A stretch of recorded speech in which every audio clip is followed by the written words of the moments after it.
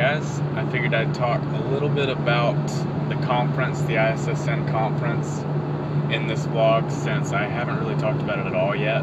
The main presentation I was excited to see was the discussion on metabolic adaptation.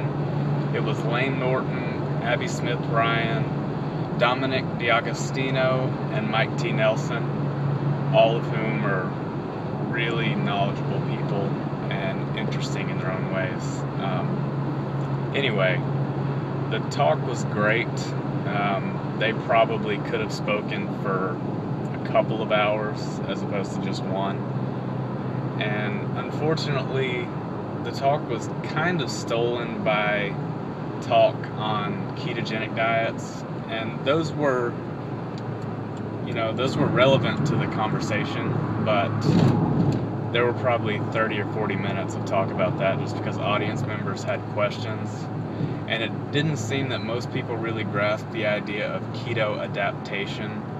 It takes a little while to get there, so if you are used to high carbs and switch to keto, you might get into ketosis in 3 or 4 days, but you're not going to be adapted, so you're going to feel like shit, and that seemed to be what people couldn't grasp.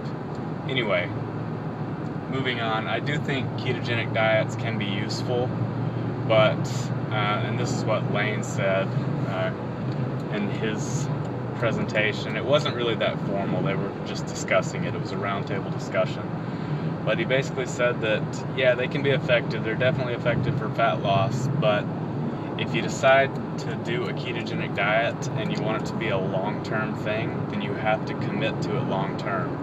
You have to commit to eating really, really low carbs for the rest of your life so that you stay in ketosis. And most people aren't willing to do that. So that's where I'm going to end that. But something really interesting to me that was talked about, what happens after a bodybuilding show for bodybuilders a lot of the time when, not just bodybuilders, just physique athletes in general, when you binge and gain a lot of weight really quickly, instead of just the fat cells you already have expanding, you create new fat cells.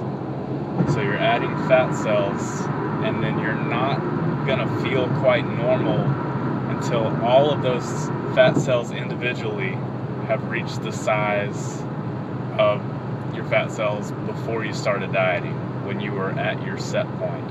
So you're gonna have to have more fat cells at the same size as fewer fat cells before. So you're going to end up having more body fat.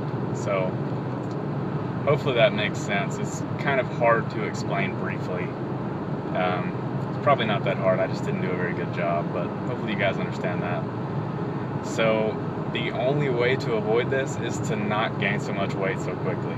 So that's where reverse dieting can be really useful. A couple of other things he talked about. That took me longer than a second, but it's actually something he's talked about in a few of his vlogs. Lane has. Just that when you're dieting, you want your metabolism to be pretty inefficient so that it's not very good at storing calories as fat. So you're burning calories when you need to be storing them. As far as survival goes, you want to be metabolically efficient, but for dieting, you want to be inefficient. So that's nothing new, especially since most of you are probably subscribed to his channel. And I'm kind of all over the place with this vlog, I apologize for that. But the main thing that kind of tied everything together in the discussion was the fact that you can't separate psychology from physiology. Preference is really, really important, and I've said that before in my vlog. I think it's called Things to Consider When Setting Up Macros. Preference is always a factor. Like I said about ketogenic diets, if you can't follow it for the rest of your life, then it's probably not the best thing for you. If you don't like it, and it limits you socially, emotionally, then you probably don't want to do that. So that's the thing, you have to do something that you can stick to and not be miserable. And obviously with a contest diet, there's going to be a little bit of being miserable. You can't really avoid it. But for a lifestyle, it should definitely be something that you enjoy doing. And for some people that may be clean eating. I will not be a clean eater, though I did start out eating clean, and that's probably how I learned a lot about nutrition. I learned about protein sources, carb sources, and fat sources. That's what got me interested in it. And I'm a very big proponent of flexible dieting now, but I do think people take that to extremes, as people do with anything. So, yeah, I guess that's all I've got to say in this one. There's plenty I could talk about the conference, but definitely a good experience overall.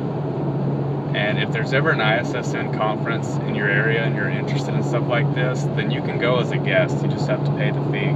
And if it's in your area, you obviously don't have to pay for hotel fees and travel and all that, so it wouldn't be that bad. Just wanted to throw that out there. And if you've watched this far, I appreciate it. Talk to you guys soon.